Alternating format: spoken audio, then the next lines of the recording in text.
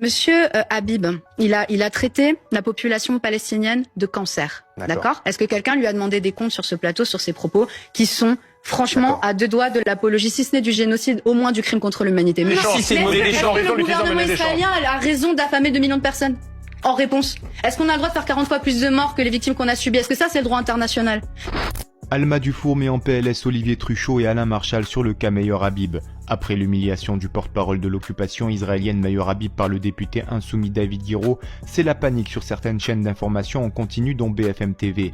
En effet, durant l'émission BFM Story, les deux journalistes militants pro-israéliens Olivier Truchot et Alain Marchal ont tenté de prendre à partie la députée de la France insoumise Alma Dufour, lui demandant de condamner son camarade David Guiraud après avoir qualifié Meyor Habib de gros porc. Une tentative d'intimidation qui, comme vous allez le voir, va rapidement tomber à l'eau face au sang-froid et la détermination de la députée LFI Alma Dufour.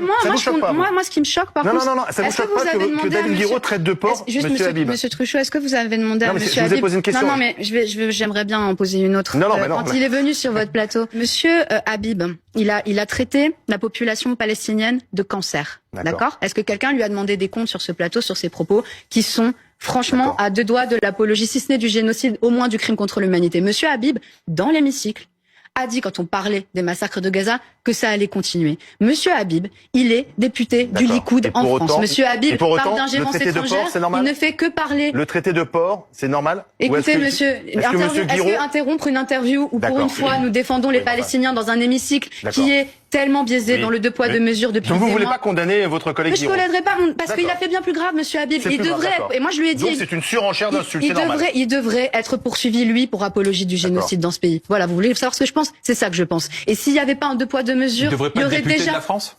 Il est député de la France, mais il devrait se comporter comme tel et pas représenter les intérêts de son ami, parce qu'il le dit suffisamment souvent, le dirigeant d'extrême droite Benyamin Netanyahou, qui va peut-être probablement recevoir un mandat d'arrêt de la Cour pénale internationale. On va peut-être replacer les choses en termes de gravité. On parle d'un futur mandat d'arrêt de la Cour pénale internationale. On parle d'une injonction de la Cour internationale de justice. Aujourd'hui, ceux qui se mettent hors la loi, aujourd'hui, ceux qui dépassent toutes les lignes rouges, c'est ceux qui ne prennent aucune sanction contre ce gouvernement qui est en train d'affamer 2 millions de personnes depuis 7 mois. Voilà, et là, on reste sur ce qui... Pourquoi pas brandir les deux drapeaux?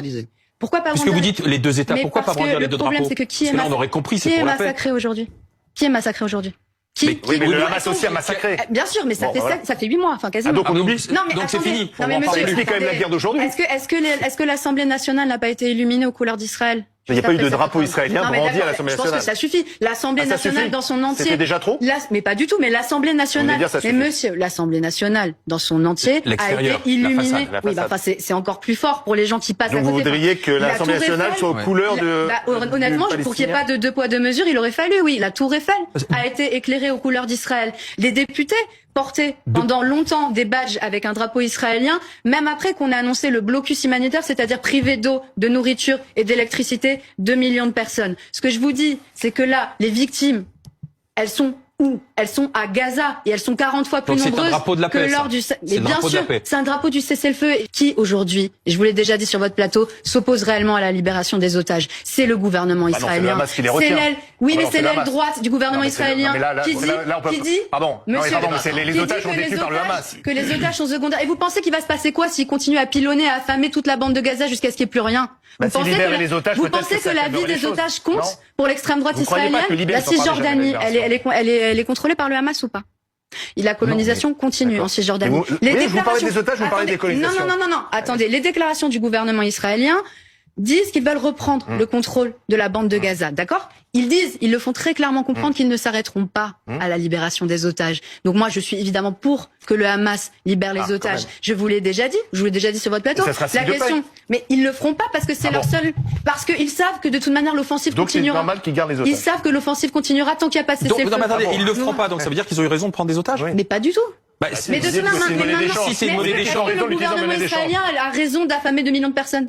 En réponse, est-ce qu'on a le droit de faire 40 fois plus de morts que les victimes qu'on a subies? Est-ce que ça, c'est le droit international? Si ça, c'était le droit international, il n'y aurait pas d'injonction de la Cour internationale de justice, il n'y aurait pas de proposition de mandat d'arrêt de la Cour pénale internationale. Vous vous rendez pas compte à quel point l'écosystème politique et médiatique français s'isole du reste du monde? La Norvège, excusez-moi, la Norvège reconnaît l'État palestinien. L'Irlande, l'Espagne. L'Irlande, l'Espagne, c'est déjà pas mal. Oui, et plus de 170 États dans le monde.